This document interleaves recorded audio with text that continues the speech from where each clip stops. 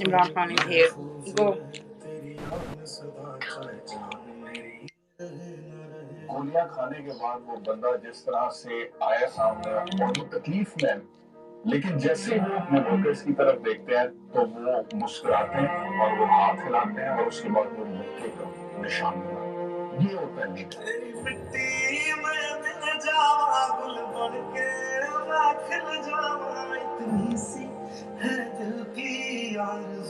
तो क्यों ना लोग बिलीव करें कि इमरान खान जब कहता है कि मैं नया पाकिस्तान बनाऊंगा तो ये बना लेगा।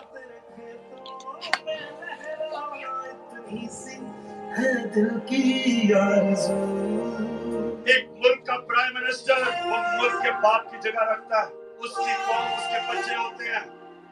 मैं कभी अपने लोगों को किसी और मुल्क के लिए कुर्बान नहीं कर सकता। सरसों से भरे खलियान मेरे जहाँ झूम के भंगड़ा पा न सका, आबाद रहे वो गाँव मेरा जहाँ लौट के वापस जा न सका। लोगों ने कहा कि इमरान खान तुम्हारी जान को खतरा है।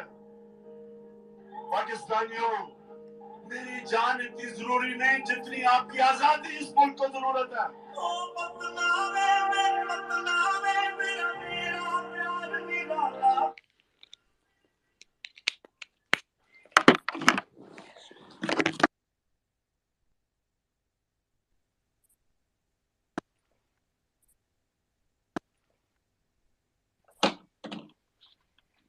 Assalamu alaikum. Good evening. Assalamu alaikum. My name is Safina Faisal, and I currently reside in London. I have been actively involved in raising my voice against human rights violations in Pakistan, both on social media and in offline platforms. I'm honored to co-host Imran Khan, who hardly needs an introduction, man of the century, and the only hope to 240 millions of Pakistanis. A prominent figure in Pakistan's political landscape, known for his distinguished career as a cricketer, he transitioned into politics and held the position of the Prime Minister of Pakistan. What sets him apart from his predecessors is the fact that he was not ousted due to corruption allegations or offshore assets, but rather for his unwavering commitment to honesty and his pursuit of independent foreign policy for the people of Pakistan, particularly those living below the poverty line. His tenure as Prime Minister left a lasting impact on the nation's political landscape in Pakistan, and we miss that. We miss him as being a Prime Minister. I also have the pleasure of introducing Jeremy McLellan, one of America's rising stars in the world of stand-up comedy. With his unique blend of humor and intensity, Jeremy never fails to entertain and engage his audience. Stay tuned as he shares his thoughts on everything from political challenges to spreading smiles, showcasing his incredible talent in both arenas. It's time to sit back, relax, and enjoy as he challenges Imran Khan with his wit and charm. I'm also thankful to Dr. Moeed Peezada, who has agreed to join us as a speaker on short notice, one of the finest political analysts and journalists Pakistan has ever produced. I have Gibran here, lead of PTI social media team, who keep us posted with the latest news about Imran Khan and is here to make an important announcement. So please stay tuned. Okay, here is hilarious Jeremy and one and only Imran Khan.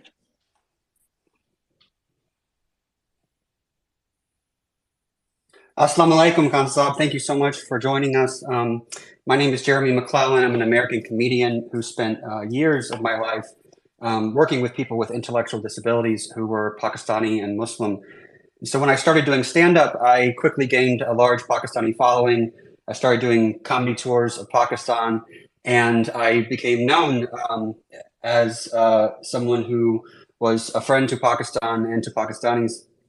I want to thank you, Khan Saab, for joining us. And I wanted to start by asking, how are you holding up at the moment? I wish I was here under better circumstances, but I wanted to know how you're holding up.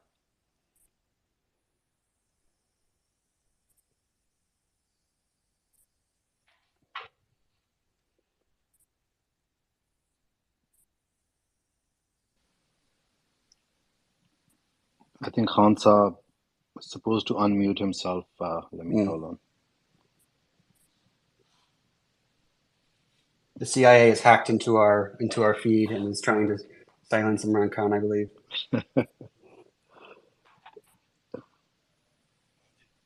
Can you unmute Khan Saab's mic, please?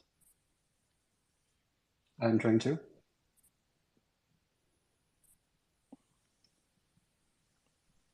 Yeah, sure.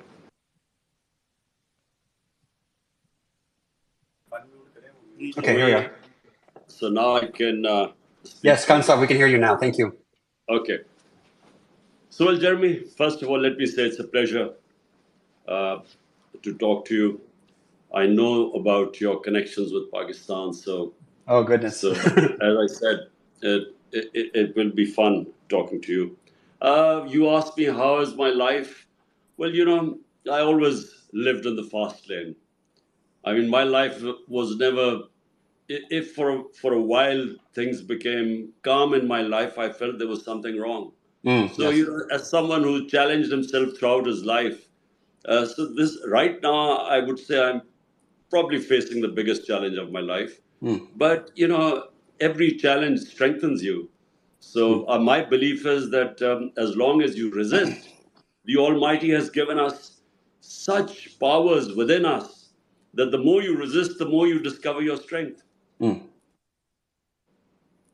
Now, because of the pandemic, many people are working remotely. I was going to say it's like the Sharifs in London. They're, working remotely in their jobs. Did the pandemic prepare you and all of your supporters for house arrest, for having to be in your house for long periods of time? Well, pandemic certainly prepared us for the only way we communicate now is through Zoom. And that's pandemic. We have to thank that, because otherwise either all my senior leadership is in jail or it is in hiding. And so the only way we communicate is through Zoom. So that's the great advantage of the pandemic. I wanted to ask about that. You have something like 180 charges against you right now, including some terrorism charges. I wanted to ask, how does it feel to be the only person in history to wait until they're 70 years old to become a terrorist? Well, Jeremy, 180 and on a daily basis going up. I'm soon to hit my double century. Look, it is sad, really, in a way, because it's just made a mockery of our whole justice system. Because the guys who are running the show right now, they are so petrified of elections, which are to be held in October, that they're petrified of losing. Because, in the by-elections in the last few months, out of 37 by-elections, we won 30 of them. And remember, this is despite them being supported by the umpires, by the election commission, by the establishment. And so the only way they want to now allow the elections to take place is that I should be in jail or I should be disqualified. Because they do not want me in the election race. And hence these cases, and hence this crackdown on my entire party, where thousands are in jail, and either they're underground or they're in jail. It does seem like anyone who interviews you or visits you is charged with terrorism. I guess my question is, am I a terrorist now for talking to you, like for interviewing you in this way? Like, am I allowed to come to Pakistan at some point? Well, Jeremy, right now, if you're a journalist and you talk about me positively, you will be in trouble. 4 of our top journalists, 4 have left the country. One is on this panel right now, Mohit Pirzada. But then one of our best one last year, he was slapped with sedition cases and so on, and he had to leave the country, and then he was murdered in Kenya. And I think that's one of the most tragic things that happened, because he was our best investigative journalist. Meanwhile, the other outstanding journalist in our country, who has the highest viewership on YouTube, he's disappeared for 2 months. So this is Imran no one Khan. knows. yeah, Imran Riaz, he's disappeared, and his wife and his children, what they must be going through right now. You know, when you don't know where they are, if you know they're in prison, at least you know where they are. But when they disappear, I think people go through the worst nightmare as his family is going through. One of the strangest parts, I was reading all about the crackdown on PTI.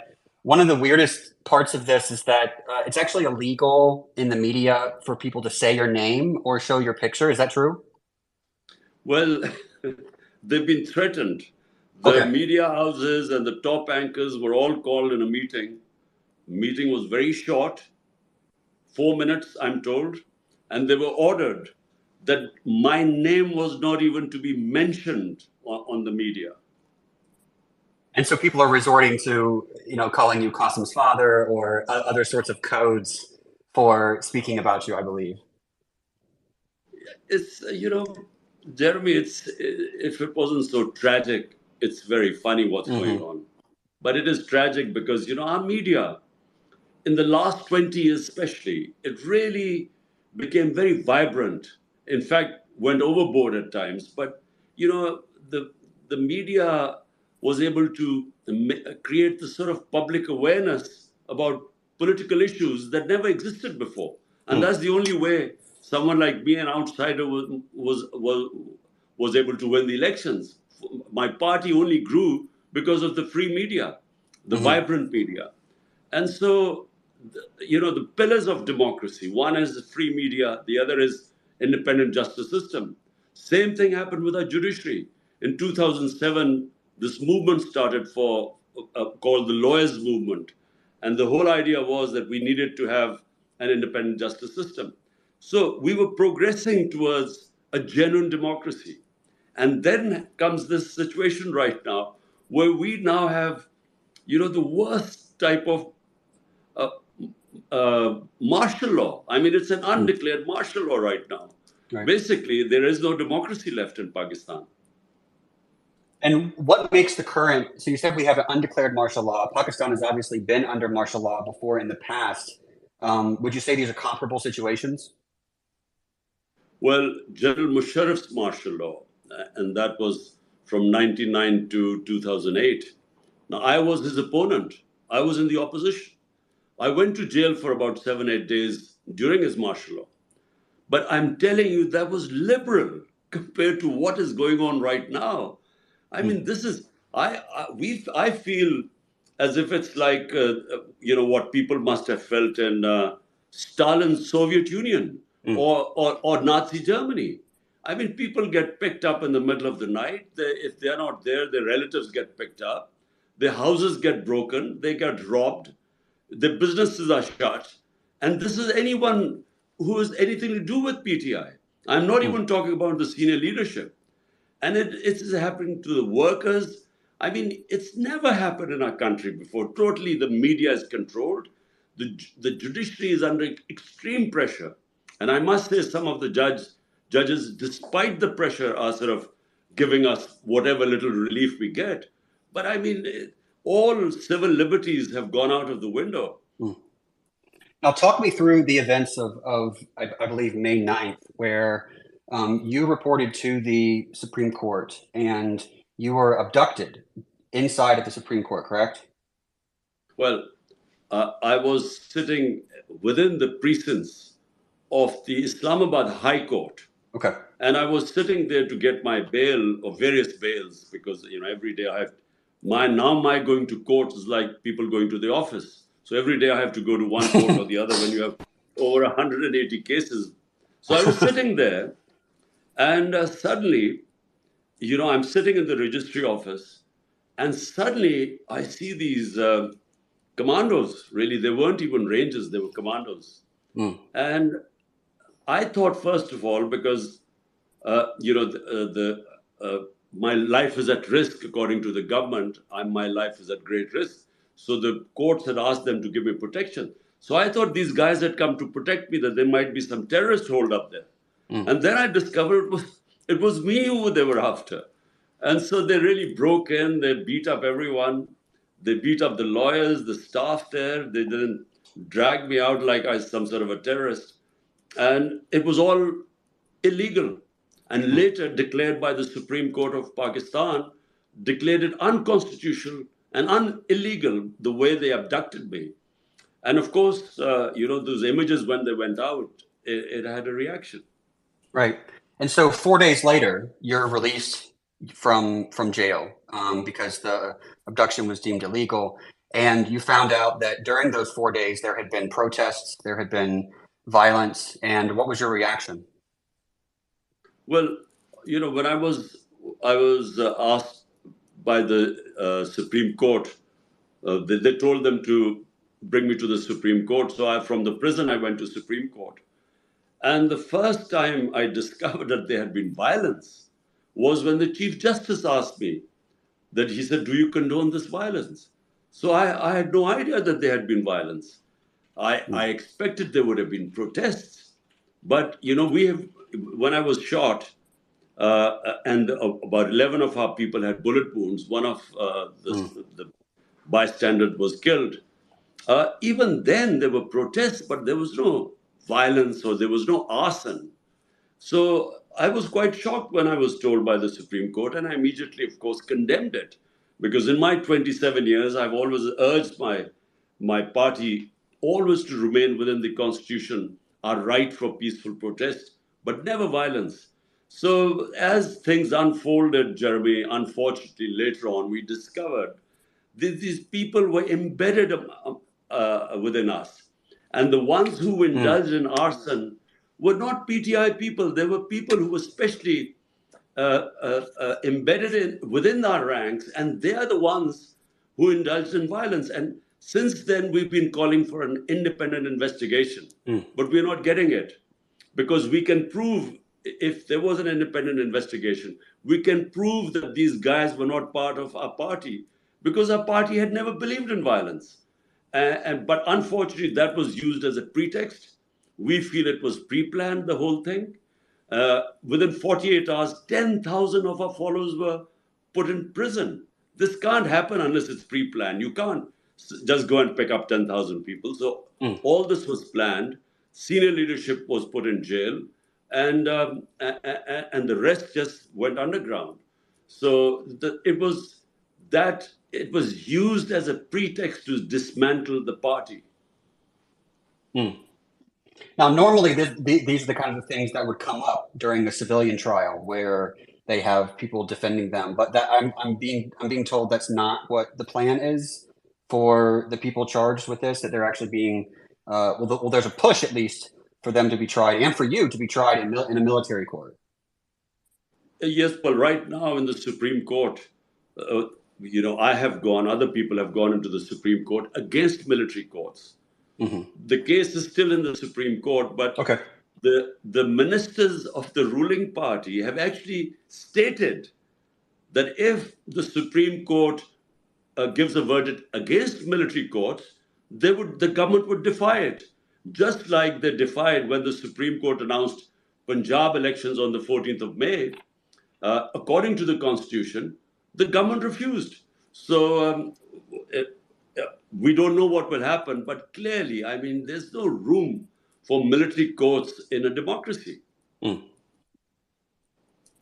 One idea that I had, because I heard that 10,000 PTI workers were in jail and many others are underground. And then if they put you in jail, what's going to happen? Are they going to allow PTI to contest elections without you? Or are they going to have to change the name? You got to start your own political party. And my idea was to have a political party called the PDKM, which is the Please Don't Kill Me Party, where anyone who leaves PTI can just switch to that party, and then that would be their way to stay safe while they're contesting elections. Well, Jeremy, let me tell you what's going on right now. Now it's a race against time. The tenure of this government ends on the 12th of August. Okay. Now, what they're trying to do is 1 month. Just under a month. Yeah. So what they're trying to do is that they want to have me banned and put into prison before the 11th of August or 12th of August. And so I have these cases and these judges the special appointed judges who are now hearing my cases, really speedy trials going on. And the whole idea is that I should be out of the race before the caretaker government comes in and the election campaign starts. Now, the problem with that is that, the cases that they're going to try and have me convicted in, they are no cases. These are bogus cases.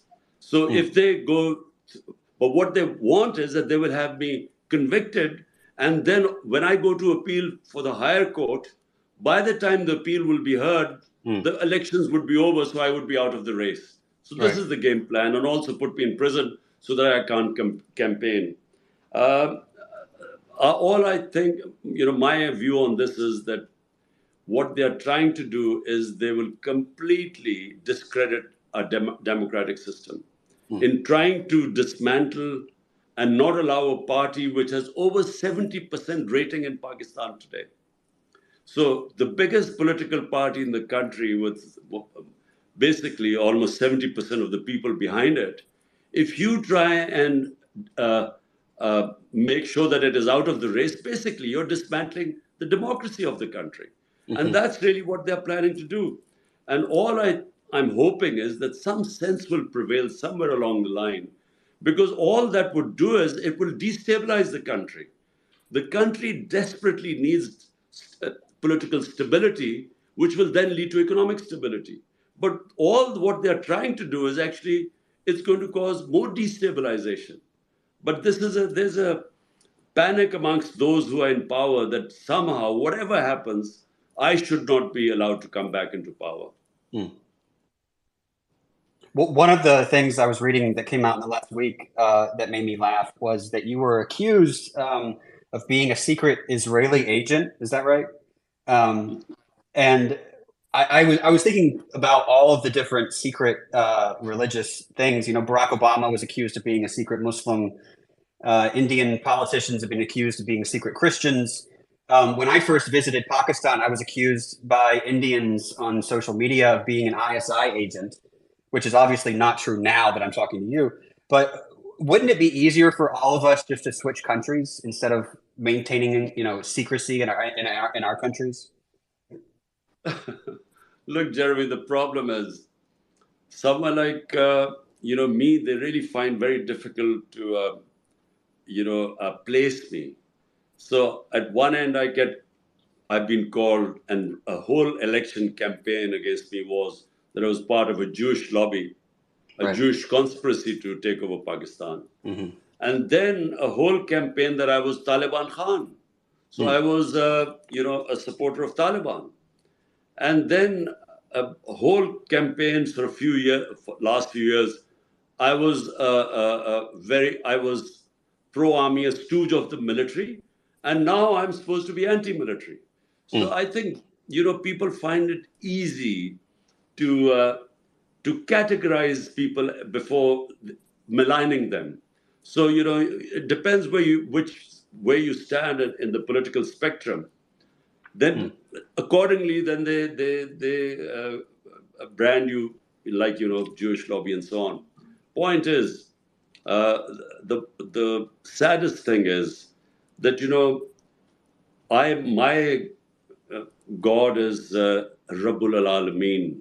He's God of all human beings. And our Prophet, Muhammad, peace be upon him, was a mercy for all mankind, not Muslims. So, my religion is a universal religion. It is to bring people together, human beings together.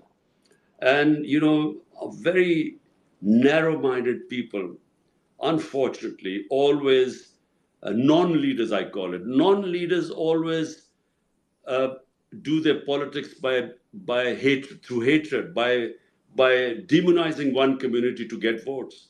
So you find, non-leaders dividing humanity to come into power, whereas you have someone like, our Prophet, peace be upon him. The first constitution of Medina was where all the various religions were brought together by him. So Christians, Jews, Sabians, they were all brought together under one millet, or sort of one community. and they all had their rights and all the rights. They were allowed to practice their religion and so on. So it was a very advanced civilization that was set up in the state of Medina. And I find it, people like Nelson Mandela, for me, these are genuine leaders who actually brought human beings together, because people like us who saw I used to play cricket, and South Africa then was apartheid state. And I played with South African cricketers, and I always thought that, one day there would be bloodshed in South Africa. But it was a leader who actually stopped the bloodshed by forgiving the ones who put him through so much, 27 years of his time in jail. And then he comes back and forgives everyone. So these are genuine leaders who bring humanity together. Yeah, I was speaking to some of my friends in Pakistan who are Christians, and they're also supporters of you. And one of the things they brought up was that Christians in Pakistan. I've always found this interesting that the percentage of Christians in Pakistan is the same as the percentage of Muslims in the United States. It's about between 1% and 2%. And one of the things they were concerned about was, Christians in Pakistan being a minority, often being scapegoated by neighbors and things like that. That they rely on the rule of law in Pakistan to protect them, and the recent events have made them a little worried. Well, look, Jeremy, look, what distinguishes a civilized society from a barbaric society? The Romans used to call anyone, the Romans had their laws, and everyone else were called barbarians who didn't have laws. So a human society and an animal society, the only difference is law of the jungle is might is right, and human society is only human if it has rule of law where the weak are protected from the powerful. Now, unfortunately, Pakistan has descended right now into total lawlessness. Might is right. In order to try and sideline me and my party, basically, all fundamental rights have got suspended. And, when that happens, basically all the weak people become vulnerable, all weak sections of the society. So rule of law is what I started my politics 27 years ago. And by the way, I was inspired by England, where I went as a teenager. And for the first time, I saw rule of law, meaning that the powerful were also under the law. Whereas I had come from what was then martial law, where you had military rule, and military rule by definition violates rule of law. So therefore, I was inspired where, the prime minister also had to go by the rules. And, recently you saw Boris Johnson actually losing his premiership because he broke the law.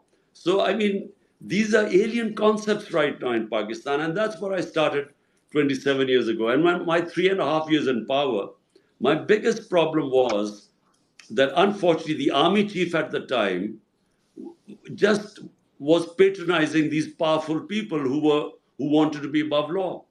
And I wasn't strong enough because I had a weak coalition government with a small majority. And I just wasn't strong enough to implement rule of law. And by the way, unless you have, in a parliamentary democracy, unless you come in with a proper public mandate with a huge majority, I don't think it's possible to take on the powerful mafias who put themselves above law. I'm turning this over to Safina, who has a question. Hello, Mr. Imran Khan. As you just mentioned about the whole campaign against you, basis on religious and Semitic comments, and that reminds me of Asif Khaja's interview in New York on September 27, 2017, that he actually stated that PTI in New York, PTI is a religious fringe, while he and his party are more liberal. And I have been observing like Pakistani news that Shiri Rahman and Asif Khaja again recently labeled you as an Israeli agent or Jews agent or son-in-law of Jews, which I can see that there is another campaign is going to be run by them. What I just want to ask, can Pakistan ever establish a system to register these anti-Semitic comments as a hate crimes, like with appropriate consequences? Because ever now and then we see them using all type of these campaign against you, which really against you or anybody else in Pakistan. Look, Safina, look, first of all, when you have people, politicians who have no ideology, the only ideology they have is any which way to get into power. So that means that they have become chameleons. So Khwaja Asif would go and tell the Americans he's liberal, whereas his party members here would be talking about, the extreme sort of spewing hatred against other sects, other religions, or they would be calling themselves backing jihad, and jihad not because they believe in jihad. Jihad is a great concept, means standing up against injustice. Uh, but they would use it sort of as a religious, as trying to categorize themselves as being religious. And so they change colors wherever, whatever audience they have.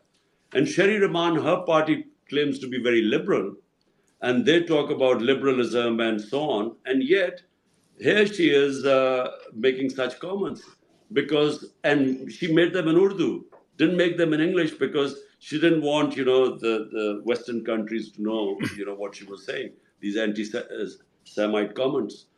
Look, what I want Pakistan to be, let me just make it clear. The Pakistan I want, and the reason why Pakistan was made to be on the principles. Our founding fathers made Pakistan to be on the principles of the first state in Islam, which was in Medina. That was, in every sense, a modern state.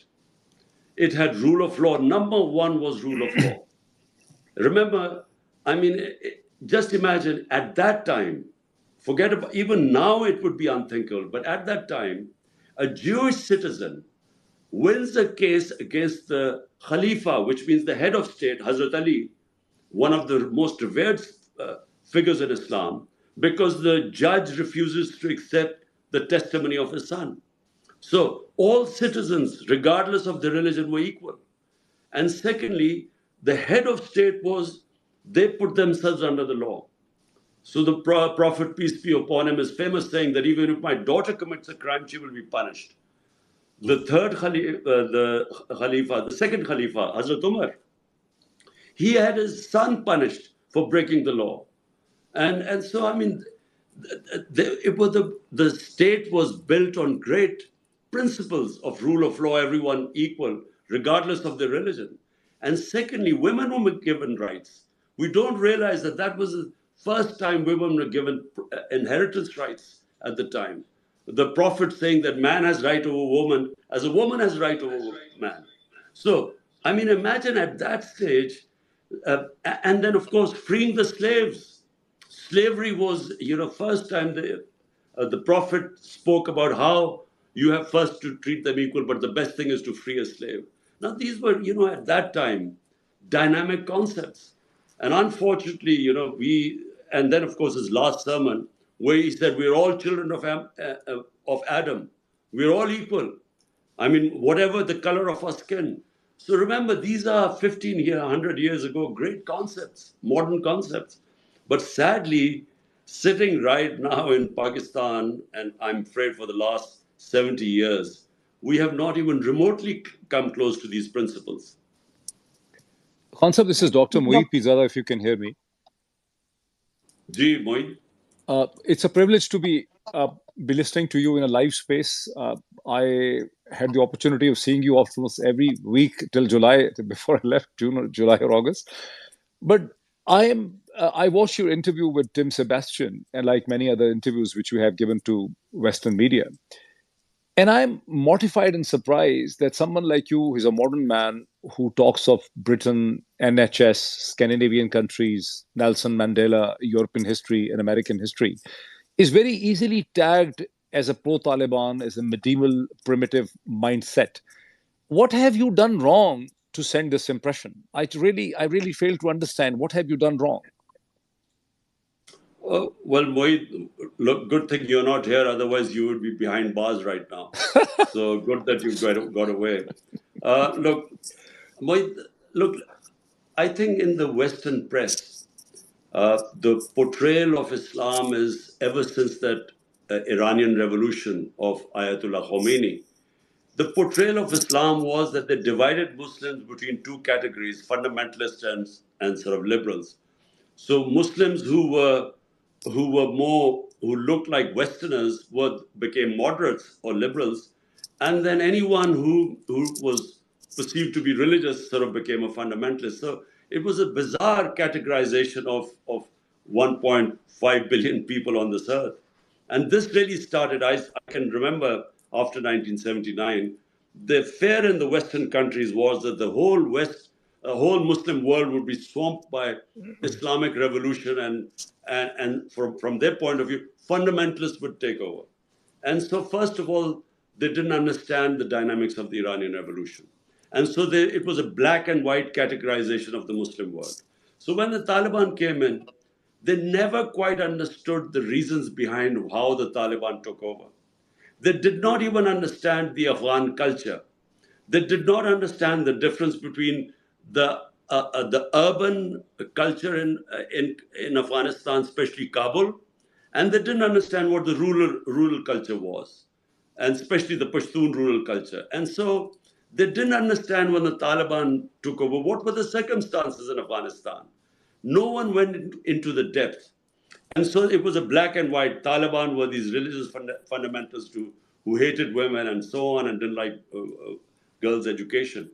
And so whenever they ask me questions about Afghanistan, they do not understand that from Pakistan's point of view, our number one priority is that whichever is the government in Afghanistan, Pakistan must have peaceful relationship with them because we have a 2,500 kilometer border with them. We have 3 million Afghan refugees. And when the previous government was in power, we had 3 different terrorist groups operating from Afghanistan and operating in Pakistan. ISIL, TTP, and then, of course, the Baloch terrorists. So from Pakistan point of view, we want a stable Afghanistan. Whether it was the previous government or the Taliban government, we want stability. Afghanistan has been through 40 years of conflict, and the people of Afghanistan have suffered. Now, from the West point of view, when they talk about human rights, and especially women's rights, it would be much better if the West if they allowed the current Afghan government to come into the mainstream. By isolating them, they're actually removing every leverage they have on trying to influence them on human rights and specifically women's rights. So right now, it's a black and white thing. If you talk about the Afghan government because Taliban are there, you are then also supposed to be endorsing the treatment, the girls not going to school. But clearly, I mean, any human society, everyone knows that without women's education, how can a society progress? I mean, in our government, my 3.5 years, we give special stipends to parents of poor girls in conservative areas to send their girls to school. We made 60% of the new schools we made were for girls so that we could encourage girls' education. Because simple, I mean, our biggest problem right now, just to divert, is our population growth rate. Now, every research shows that if you educate the girl child, if your women are educated, automatically the fertility rate comes down. And so, I mean, it is a necessity for Pakistan. For our future, we must educate our women. Khan, it's also surprising, if I add on the woman issue, that you come from a family in which your sisters are highly educated. They work for international organizations. They're doctors, they're engineers, they're economists. Yet you and the PTI has done the largest ever mobilization in the history of Pakistan, the political mobilization of the woman. This is for the first time that hundreds of women in Pakistan's history have been arrested and are behind bars on purely political charges. Yet your opponents very easily show you and portray you as an anti-woman character across the West, where I live right now. I don't know, Mohit. I fail to understand that. I don't know. I think it's quite black and white. because I have a very strong faith in God. I'm a practicing Muslim, uh, and therefore I think they just stereotype people that if you're a practicing Muslim and you have faith in God, then you automatically then all the other things follow, that you must be, in the westernized, you must be against women, you must be sort of very against, you must be illiberal. Although in my opinion, actually my faith makes me very liberal in the sense that I believe in humanity. I believe, I again repeat, my God is God of all human beings, and my Prophet Muhammad, peace be upon him, he was a mercy for mankind to bring humanity together. So I am, and of course I'm anti-war. I mean, I do not believe conflicts, military conflicts are a way of solving problems of this earth. So but they categorize people, and I think that's the problem. Thank you. I think, Imran Khan, because your opponents always are spreading news about you being anti-woman, that's actually the campaign they run in the West, especially. But I also did some search, and they acknowledge that Imran Khan's secret weapon is the resilience of a woman in Pakistan. I feel that despite facing like humiliation, what women have shown great strength against state oppression. We have seen since 9th of May or in last 15 months. And I feel that you are the only politician who speaks honestly, recognizing the vital role women play in governance and freedom. Many of your actually protests are attended by families, including women. However, like women like Dr. They complain about other they complain about Afghanistan's women, but they fail to speak about like Dr. Yasmin Rashid, who is actually 73-year-old gynecologist and a cancer survivor who studied medicine in UK. She's facing terrorism charges and is unwell in jail since 11th May. Rataj Gul, whose house was actually nearly demolished by police, is now in hiding. Malika Bukhari, who left the UK to serve Pakistan, endured 17 days in jail, humiliating conditions until she denounced herself from PTI. And I also saw the Khadija Shah, a young designer who grew up in the USA but returned to serve Pakistan, has been imprisoned since May for exercising for only her fundamental right to protest. And I also saw Shiri Mazari was rearrested 5 times within short span of 4 or 5 days, despite even having a protective bail from court. And list goes on, like Sanam Javed, Alia Hamza, and many others are also facing similar circumstances. So the question is, why don't these institutions speak about Pakistani women, and what will you do to protect women from these draconian measures and terrorism laws when you come into power, which I'm keeping my finger crossed that you will? Well, Safina, look, first of all, never in Pakistan's history have women been treated like the way they have been done in Pakistan, not just after the 9th of May, but last year, 25th of May. That was the first time we got a shock. The way the police attacked the women, the way they raided the houses in the middle of the night, and not caring that there were women in the house, because there's a lot of respect for women in our society. This is a big fallacy that we treat women badly here. And I will explain where this comes from. But we respect our women, and so the idea of police barging into people's house in the middle of the night, not caring that the women in the house, breaking into bedrooms, beating up the men in front of the women, this has never happened in our country before.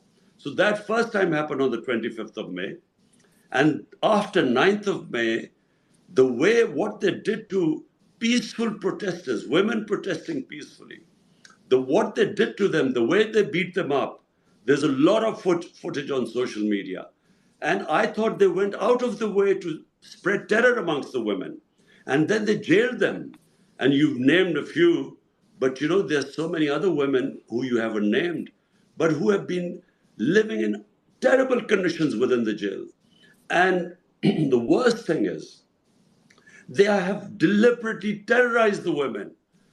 So this whole movement of ours, which brought women into politics, first time you saw at such large numbers women taking part in protests, and women from all sections of the society.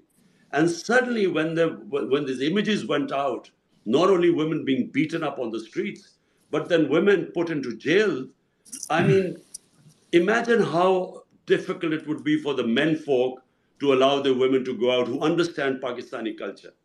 And answer to your second, and by the way, this has been deliberately done. In my opinion, the last by-election we won by a huge majority in Rajanpur. Uh, One of the main reasons was the huge turnout of women in the election. And I think they're going out of the way to actually depoliticize the women. I think this is a plot because this goes against our religion, our culture, against everything we believe in. And just answer to your last question, look, the problem is in Pakistan is not about women being treated badly. The problem in Pakistan is a lack of rule of law. Powerful women in Pakistan, compared to poor men in this country, are at a great advantage. I mean, a powerful women in Pakistan from strong families can have things done here. But a man from a weak background has no access to justice. So basically, it boils down to rule of law. Rule of law, I repeat, it means bringing the powerful under the law and protecting the weak from the strong. That's what you call a rule of law.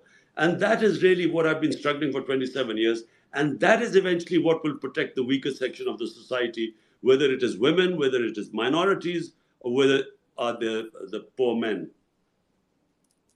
Thank you, Imran Khan.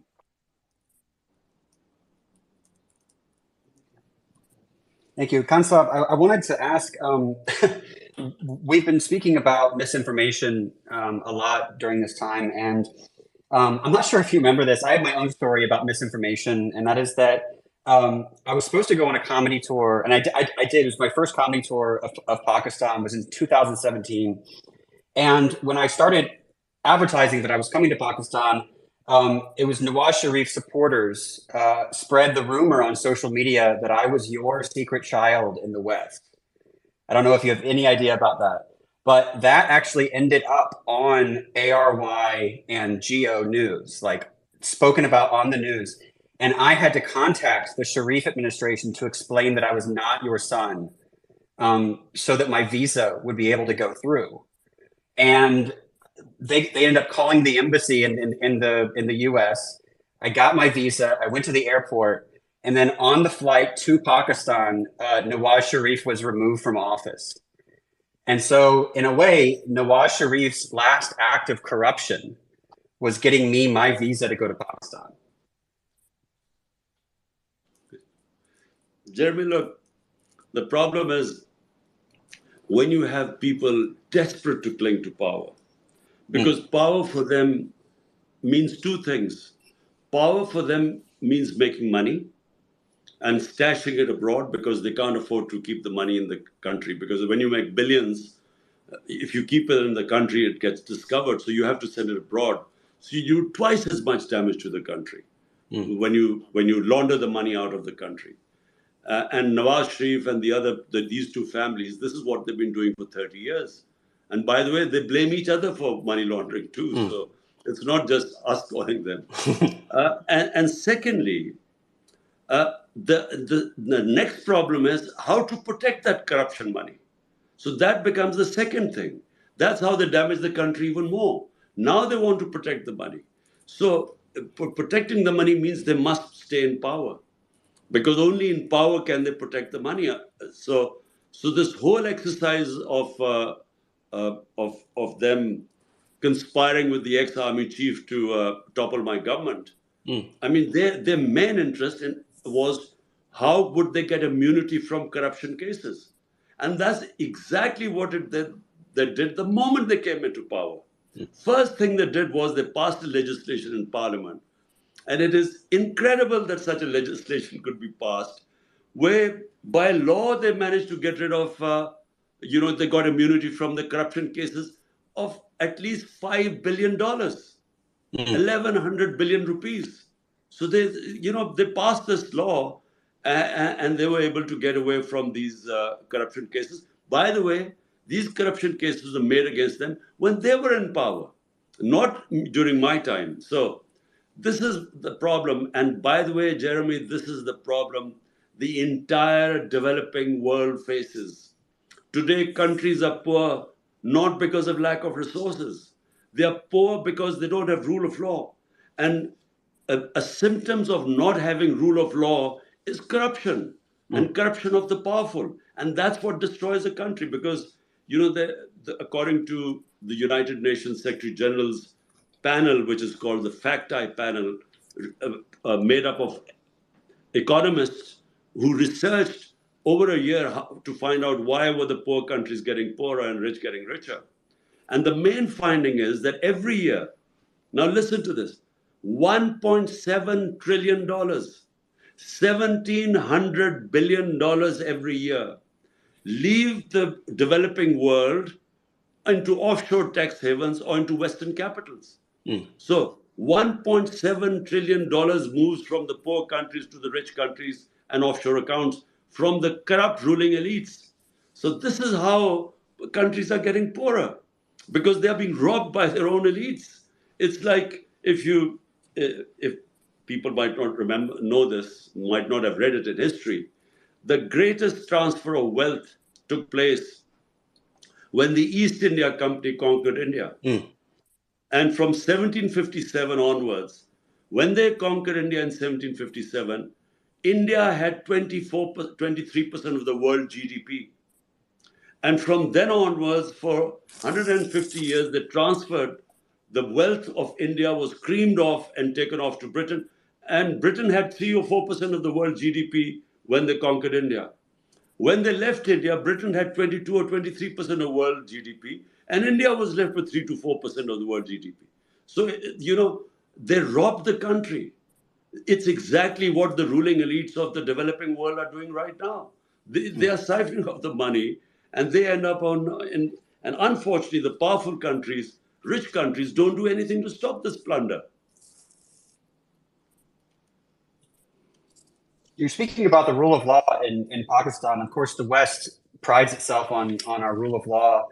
But I was thinking about how the idea of rule of law predates the West. You find it in Roman law and Christianity and Islam, that it's not some idea that's sort of foreign to Islamic countries. It's actually something that is at the source of them. Look, Jeremy, in the Islamic tradition, there were over 140,000 messengers of God sent to mankind over thousands of years. And every messenger of God, the common message was justice.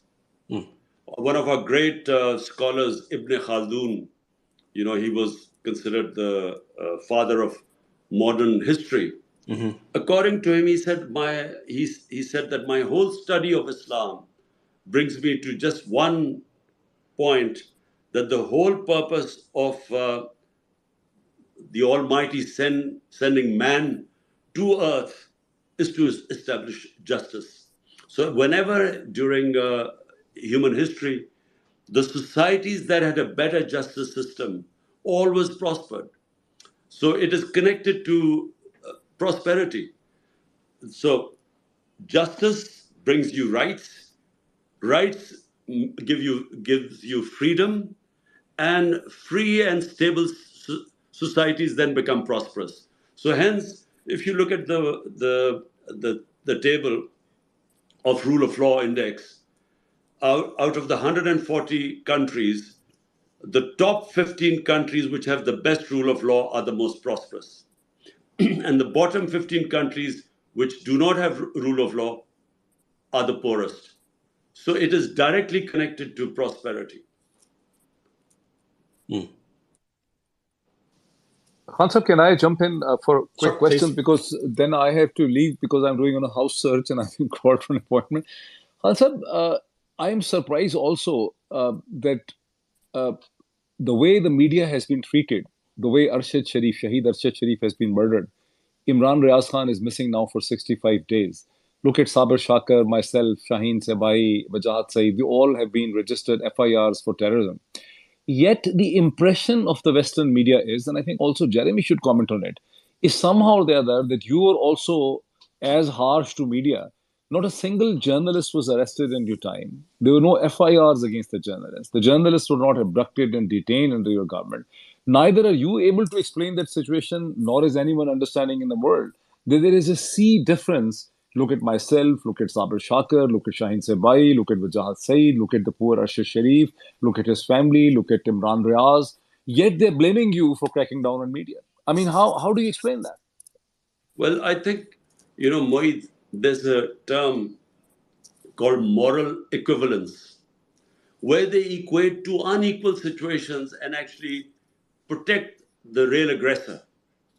So this idea that some journalists might have suffered during our time 3.5 years, and because of that, then the whole crackdown. I mean, what crackdown? Media is totally muzzled today. I mean, the media is totally controlled. There is no freedom under General Musharraf, and I don't know whether you remember General Musharraf. The media was liberal compared to what is going on right now. 100%. So it is completely controlled today.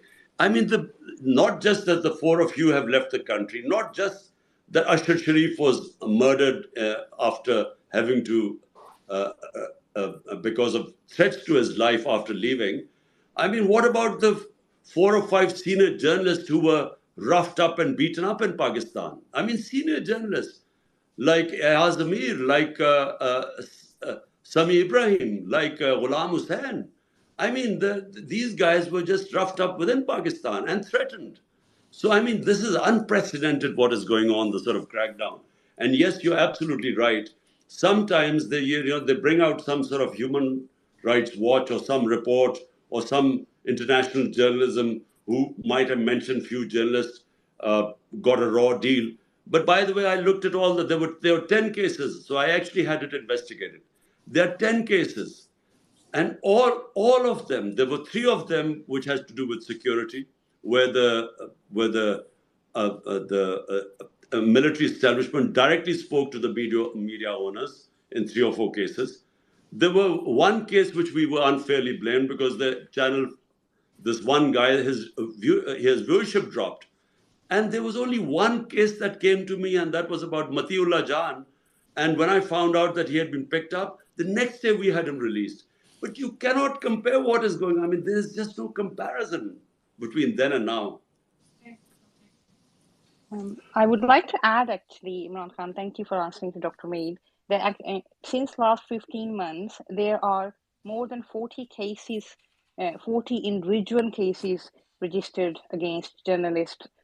There are 40 members of journalists from Karachi, from Punjab, from Lahore, from Peshawar, and from Balochistan. And if you calculate only in Balochistan, there are more.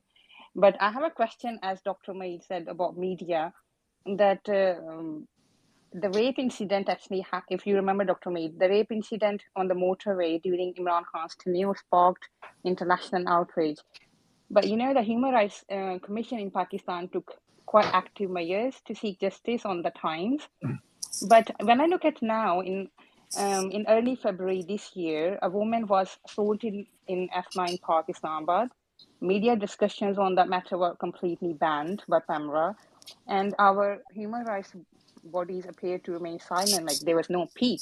Just recently, yesterday, there was a news about another rape occurred in Margla Hills in Islamabad, and that actually raises concern about the potential compromises like our human rights institutions in Pakistan and media have made.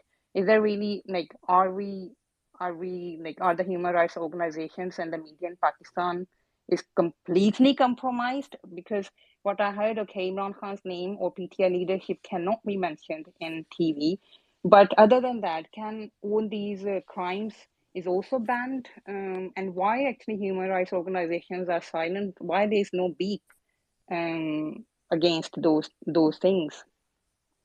Well, So I would like. look, Safina, look. Unfortunately, the media, and I'm talking about our own media, and then I'm talking about the Western countries, two different things. Our own media is unfortunately controlled by the media owners, the bosses. And the media bosses have huge business interests. I mean, they're interested not just running a media house, they have other business interests. And so, for those other business interests, which actually is what brings them most of their money, they're willing to compromise on the freedom of media if those business interests are threatened. We never did that. In our time, the media, if you look at the media, majority of the coverage was against PTI, my government. I mean, we had a real problem with the media. In fact, the problem was that there was real libelous stuff on the media. And even I, as a prime minister, I had to go to court. And yet, in my 3 years, I never got justice. Whereas in Britain, I've been in a libel case, a very famous one, and within 1.5 years, the case was decided. So anyway, I couldn't get justice, and we felt there was a lot of reporting, a lot of fake news, and we tried to bring legislation to control fake news, by the way, which is a problem all over the world because social media is a new phenomenon. But unfortunately, I found that the media then and the human rights organizations, were very vocal at the time. But now, with a complete clampdown on human rights, I'm afraid there's not much, hardly any response from them. But about the Western countries, I find that, they talk about human rights when it suits their interests. But right now, I mean, all the talk about democracy, human rights, and so on, it's only reserved for, China and Russia, when something happens in Hong Kong or Uyghurs or Yes. something to do with the Russian dissidents. But what is happening right now, there's hardly any condemnation from any of the powerful Western countries who Yeah, claim that they are the their professed uh, aims are promoting democracy and human rights. yeah, that actually surprises me a lot. Thank you, Imran Khan. Chairman, this is Atif. First of all, thank you very much for accepting my request and joining us at Twitter Space today. I'm really grateful to Jeremy and Safina for organizing this event, as well as our social media team headed by Gibran Ilyas, Imran Hamid, because without our social media, all this, our political movement, our struggle, all these events couldn't have been possible. And then, a friend like Dr. Mohit Pirzada, a mentor who has always been our biggest support, especially during the last 13 months. I don't have any question. It's just I want to bring it to your notice. Alhamdulillah, we have support among 98% of Pakistani Americans. And along with that, we have started getting huge support among the Muslim Americans as well. And on September 2nd, we are planning one of the biggest event on which you'll be speaking to over 15,000 Muslim American gathering. And also, I want to make a commitment, like you always say, La ilaha illallah. And inshallah, we will fight till the very end. We'll not leave you alone. All the overseas Pakistanis are with you. And after that, Gibran Ilyas, I think he's also at the airport and he's about to check in. He also wants to make an announcement. Gibran bhai, if you can unmute yourself and make that announcement, because it's a very important announcement. Thank you. Sure. Many thanks, Atif. Kansab, you had said that it's the best of times and it's the worst of times.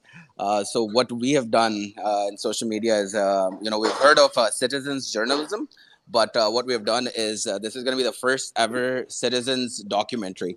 I think it's going to be one of the biggest. So what we're asking people who have footages in high definition from March 2022, when the whole movement started for Hakiki Azadi, just check my pinned tweet. feedback@insaf.pk is the email address to email if you want to be part of that project. Inshallah, it will be one of the greatest documentaries ever, because everybody will be part of it. Kansab, my short question is, you once mentioned that PMLN, they're not educated, nor they try to get education. So just recently, Khwaja Asif has blamed, put allegations on Shaukat Khanam Hospital again. I say we let them, because every time he does that, we get record donations. So this is what we're seeing this time around. So what do you have to say about that? Well, look, Gibran, these people are discredited. They have been in power for 30 years. Everyone knows everything about them. And the last 14 months, they have completely destroyed themselves because they came in on the pretext that they were experienced in dealing with the economy. And they have completely, our economy has never been in a worse shape than it is right now.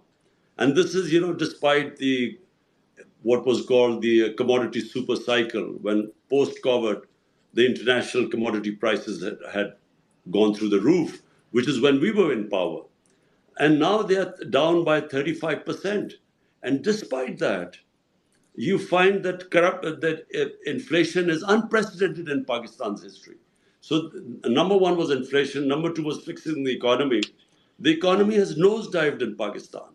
We almost defaulted on our loans, and that would have really set the country back. So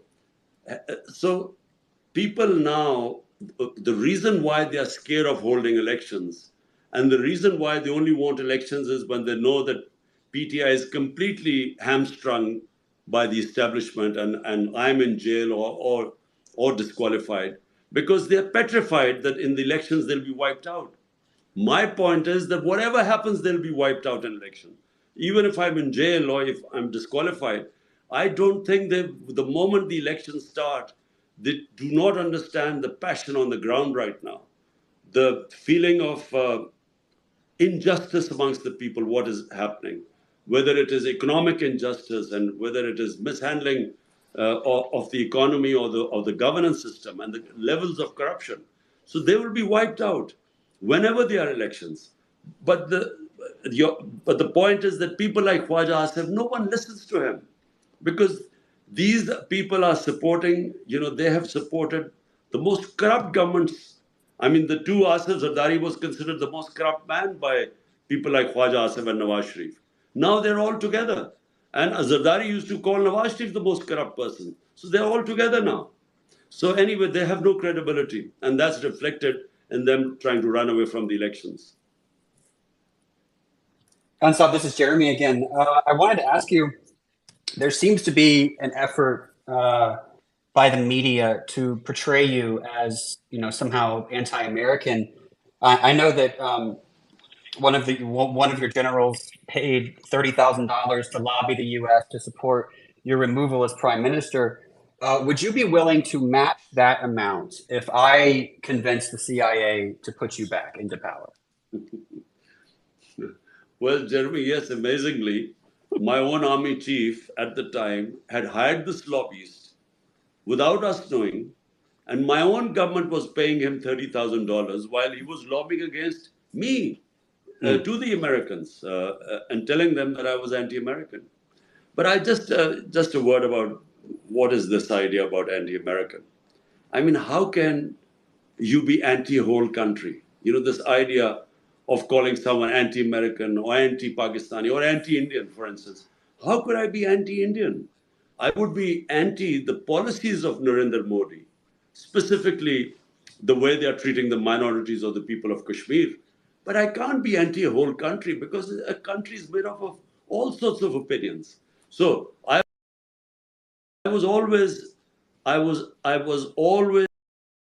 against the policy of Pakistan joining the US war on terror, because as a Pakistani, I felt it would be a disaster for Pakistan, and it was.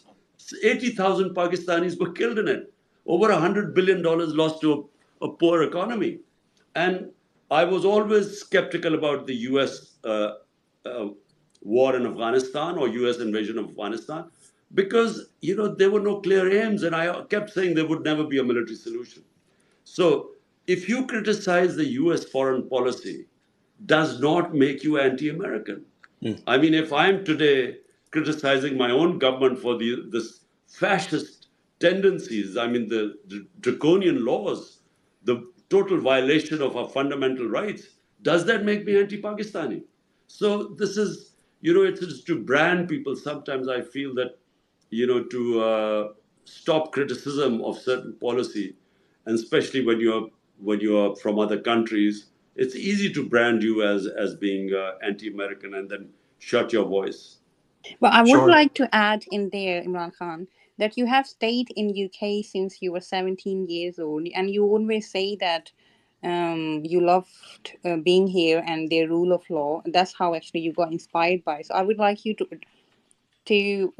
I would like you to add into this that why would you be anti-West when actually you have been praising them and you have stayed there about maybe 20 years? Look, how can you be anti-West? West is a geography. I mean, it has so many countries.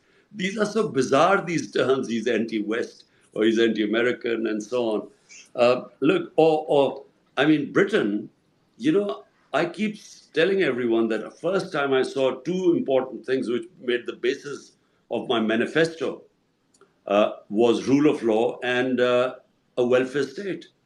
So that's the first time I saw in Britain. And later on, when of course, I studied my own history and especially Islamic history, I discovered that the state of Medina was based on these two great concepts of humanity, justice and humanity, and a welfare state, and all the great concepts which I saw in England were actually 1500 years ago was actually in the state of Medina, set up by our Prophet, peace be upon him. So, but I also understand the weaknesses of the Western society. I also know their strengths, same as I know the weakness of my society and the strength of my society. But that's how people, understand different communities. You don't sort of blanketly say you're anti one community or anti the other community. You just deal with them in mature ways to their weaknesses and their strengths. Thank you. As I was getting ready to, coming up with a list of questions that I was going to ask you, my neighbor bought a black pickup truck, and so it's sitting outside. I don't know if I should be worried or not that anyone is coming from me with a black Vigo or anything.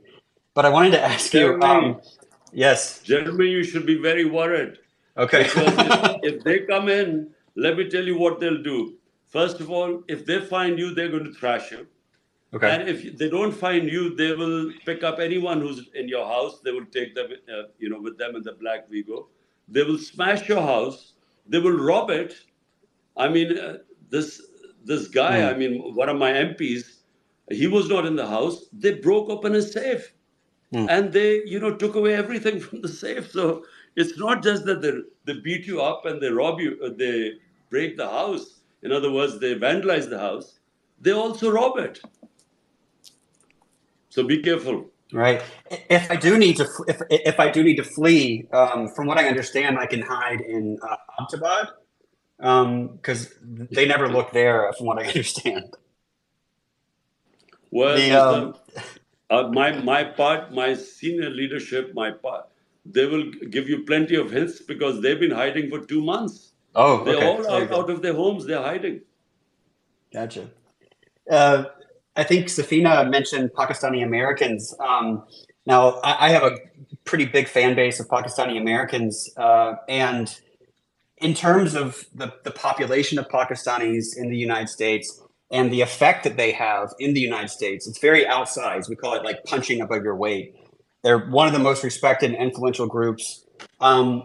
Meanwhile, I read that in the last year, 750,000 Pakistanis have left Pakistan, which is great news for us because we love Pakistanis here. They are our doctors and very involved in politics and industry. But I can't imagine this kind of brain drain being good for Pakistan. Look, Jeremy, first, the Pakistani American community is one of the most powerful Pakistani expatriate community.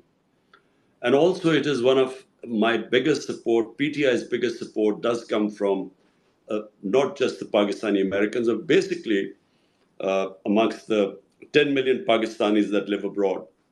Mm-hmm. And the main reason is because when they go abroad, like I went when I was a teenager, you see rule of law. And by rule of law, it means that if you pay your taxes and if you don't break the law, you are a free man. You're protected by the laws of the land. And whereas when they come, when you see what is happening in Pakistan, I mean, it would never happen that say, in the US, your house would be broken in by police in the middle of the night and people picked up, beaten up, the house robbed. It's unthinkable there. Because no police officer would dare to give instructions like that because his juniors won't obey them. Because it would be against the law of the of the department, the police department. They're not allowed to do this sort of thing. So the juniors would not accept this. And even if they did accept this order, they would be liable to be sued in a court of law and would suffer heavy damages. But here, unfortunately, might is right. And this is what takes away the freedom of human beings. And it actually creates a society where it completely shuts off the potential of a society. It destroys meritocracy. So it destroys this, only the potential of humans is in freedom. So throughout history of mankind, a human strives for freedom because only free societies, can ascend, can go to great heights. And freedom comes with the rule of law. Now, that's why the overseas Pakistanis back us, because they live in societies and understand what I mean by rule of law. Now, second, what the point is, actually, it's a very serious issue we are facing right now. People are losing hope in Pakistan. And why are they losing hope? Because the establishment is trying to impose on us these crooks and criminals who've been in power for 30 years, who are proven money launderers, who are proven to be corrupt, not just by what we say, but what they say about each other, what the establishment used to say about them.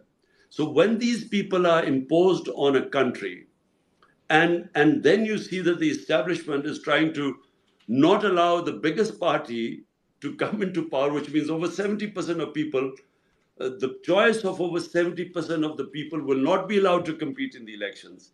That's when they lose hope, because they look at these faces who they've been seeing for 30 years and they think they will be back again in power.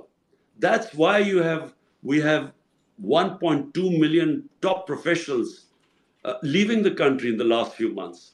This is the biggest brain drain in our history. And remember, not just that the skills are leaving our country, but also the capital. They will be taking the money out as well. It's a big disaster which is taking place in this country.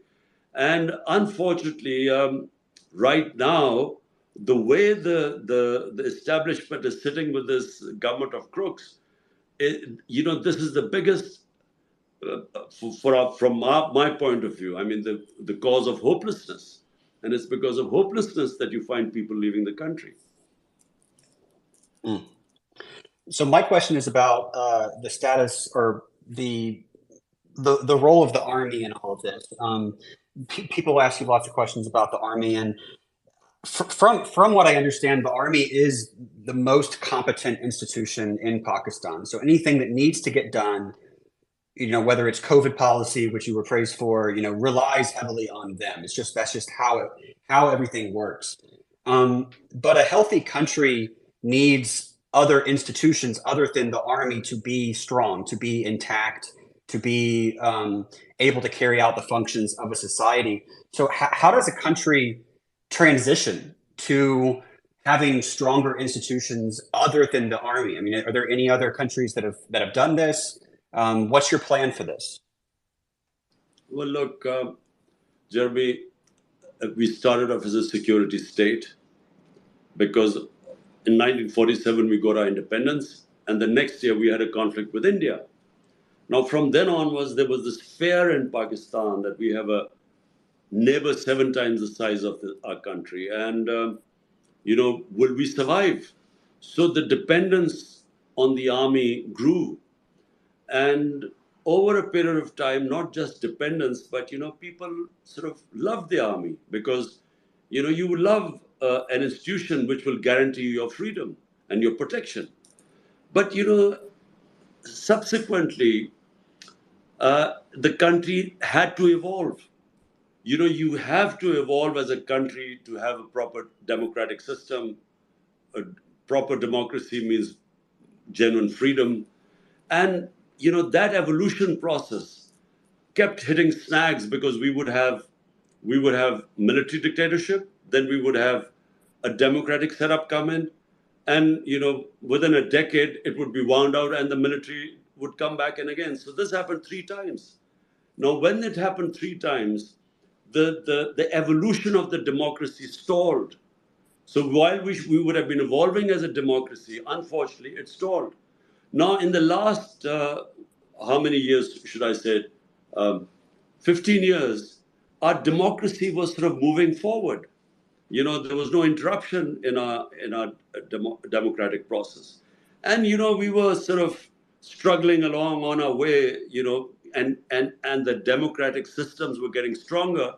And then comes this intervention by the army chief in April last year. Now, a government that had the best economic performance, and this is in the economic survey of Pakistan, you can see that all the economic indicators were positive. We were heading in the right direction, and suddenly he decides to pull the rug under the feet and brings back the same people. And so that's when, in the last 14 months, the country has just gone down the drain. All the worst economic indicators, but even worse, the hopelessness, seeing the same faces again, and seeing the establishment standing with them, and then trying to block the way of the biggest party in the country so that these crooks could again win the elections.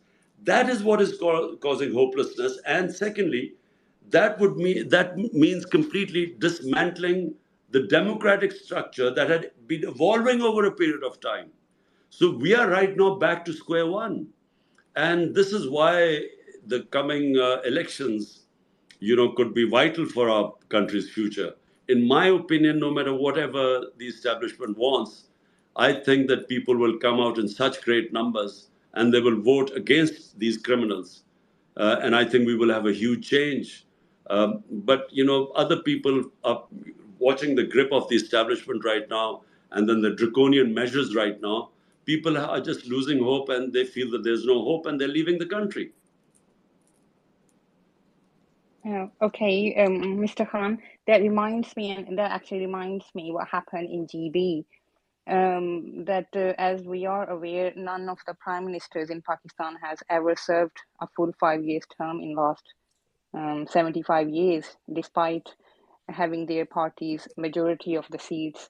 And also, we know that PTI government was overturned in both GB and Kashmir.